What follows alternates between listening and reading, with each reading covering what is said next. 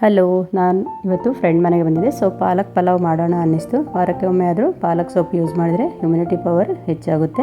ನಾನಿಲ್ಲಿ 6 ಹಸಿಮೆಣಸು, 1 ಈರುಳ್ಳಿ ಫ್ರೈ ಮಾಡಿ ಇಟ್ಕೊಂಡಿದ್ದೀನಿ.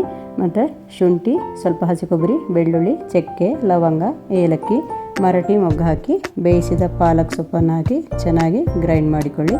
ಕುಕ್ಕರ್ನಲ್ಲಿ ಸ್ವಲ್ಪ ಎಣ್ಣೆ ಹಾಕಿ ಗೋಡಂಬಿ, ಈರುಳ್ಳಿ ಫ್ರೈ ಆದಮೇಲೆ ಟೊಮೆಟೊ ಹಾಕಿ ಚಿಟಿಕೆ ಅರಿಶಿನ, ಅಚ್ಚ ಖಾರದ ಪುಡಿ ಹಾಕಿ ಗರಂ ಮಸಾಲೆ, ಧನಿಯಾ ಪೌಡರ್ ಹಾಕಿ ರುಚಿಗೆ ತಕ್ಕಷ್ಟು ಉಪ್ಪು ಹಾಕಿ ಚೆನ್ನಾಗಿ ಮಿಕ್ಸ್ ಮಾಡಿ ಗ್ರೈಂಡ್ ಮಾಡಿದ ಮಸಾಲೆಯನ್ನೆಲ್ಲ ಹಾಕಿ ಚೆನ್ನಾಗಿ ಡಾರ್ಕ್ ಗ್ರೀನ್ ಬರುವ ತನಕ ಮೀಡಿಯಮ್ ಫ್ಲೇಮ್ನಲ್ಲಿ ಫ್ರೈ ಮಾಡ್ತಾಯಿರಿ.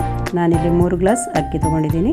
ಪಾಲಕ್ ನೀರು ಬಿಡೋ ಕಾರಣ 1 ಗ್ಲಾಸ್ ಕಮ್ಮಿ ಹಾಕಿ, ಸೊ 5 ಗ್ಲಾಸ್ ನೀರು ಹಾಕ್ತಾಯಿದ್ದೀನಿ.